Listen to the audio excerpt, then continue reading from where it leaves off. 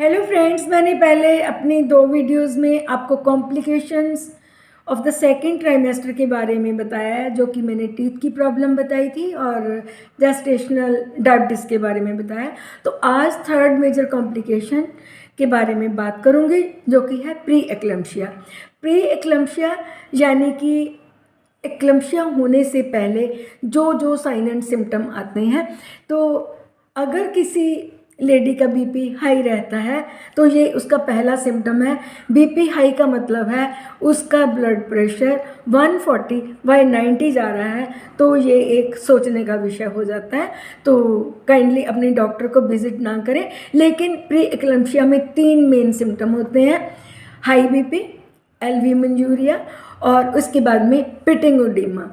Ankles में आता है, उसके बाद फीट भी जो होते हैं वह सूजने शुरू हो जाते हैं। बट इसके साथ साथ हमारे हार्ट की जो कैपेसिटी है वो कम हो जाती है और लंग्स में कई बार पानी भरना शुरू हो जाता है और उसके बाद आई विज़न जो है वो ब्लर्ड हो जाता है और सीवियर हेडेक होती है, नौसिया होता है, वॉमिटिंग होती है और इसके साथ साथ जो प्लेटलेट्स हैं वो भी कम हो जाती हैं। तो ये तो उसके लक्षण मैंने बता दिए। तो what are the underline causes for that? इसमें सबसे पहले हम यही देखते हैं कि जो औरतें ओबीज हैं या जिन औरतों ने 35 ईयर के बाद कंसीव किया है या कि उनकी फैमिली हिस्ट्री में एक प्री एक्लम्शिया चल रहा है और अगर एक बेबी होने के 10 साल से भी आगे टाइम चला गया है तो उसमें भी ये संभावना हो जाती है। मीन्स कि 40 के बाद अगर प्रेगनेंसीज होती हैं तो उसमें ये जो प्री एक्लम्शिया है इसके होने के बहुत से चांसेस होते हैं। एक्चुअली प्लेसेंटा में जब इनसफिशेंसीज यानी कि सर्कुलेशन प्रॉपर नहीं होता तो हमारी बॉडी अंदर ही अंदर से टॉक्सिन्स रिलीज़ करना शुरू कर देती है। बेबी को पूरी सप्लाई नहीं मिलती तो अंदर से कुछ और ही होना शुरू कर देता है, जो कि हमारी किडनी को भी प्रभावित करता है, हमारे लंग्स को भी, हमारे हार्ट को भी और होल ऑफ द बॉडी के जो भी सिस्टम्स हमारे वाइटल ऑर्गन्स हैं उन पे इसका बुरा असर पड़ता है। तो हमने इसको मैनेज कैसे करना है? सबसे पहले अपनी लेडी डॉक्टर को रूटीन में विज़िट कीजिए। वो आपके पूरे चेकअप करेगी, वो आपको गाइड करेगी अगर आपको ये प्रॉब्लम हो रही है, क्योंकि ये जितनी भी प्रेगनेंसीज होती हैं ये 8% तक संभावना रहती है इसमें।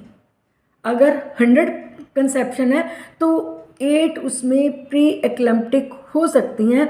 तो काइंडली जब से कंसीव करें अपनी डॉक्टर को रूटीन में चेकअप कराएं, कंप्लीट रेस्ट लें, अपनी एक्सरसाइज या वॉकिंग इत्यादि जरूर करें। बिकॉज इसमें बीपी हाई होता है तो आपने फैट फ्री डाइट लेनी है, आपने अपने सॉल्ट को रिस्ट्रिक्ट करना है। अगर आपने साल्ट लेना ही है तो काइंडली आप सेंधा नमक लें, जो कि आपके बीपी को ज़्यादा प्रभावित करने वाला नहीं होता है।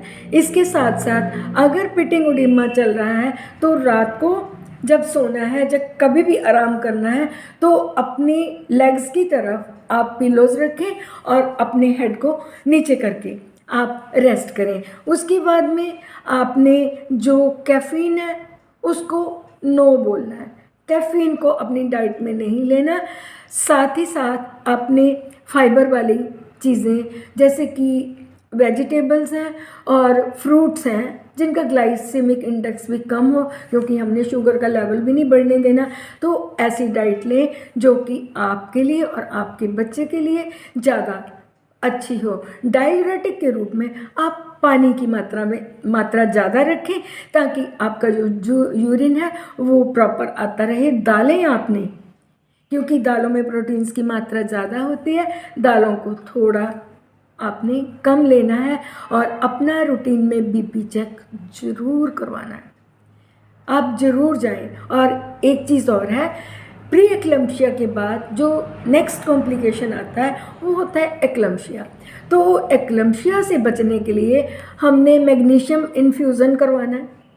उससे आपको एक्लम्शिया नहीं होगा, आपको फिट्स नहीं पड़ेंगे। आप अपने वेट को मैनेज ज़रूर करें। अगर आप ओबीस हैं तो आप अपने वेट को मैनेज ज़रूर करें। तो आज के लिए इतना ही। होप सो जो मैंने आपको नॉलेज दी है, आपको जो मैंने डूज़ और डोंट्स बताए हैं, काइंडली इन पे फोकस ज़रूर करें और जच्चा और बच्चा स्वस्थ रहे। तो आज के लिए इतना ही। होप सो मेरे द्वारा दी गई जानकारी आपको अच्छी लगी होगी। अगर आपको कंटेंट अच्छा लग रहा है तो काइंडली मुझे सब्सक्राइब ज़रूर करें। Thank you very much for watching my video.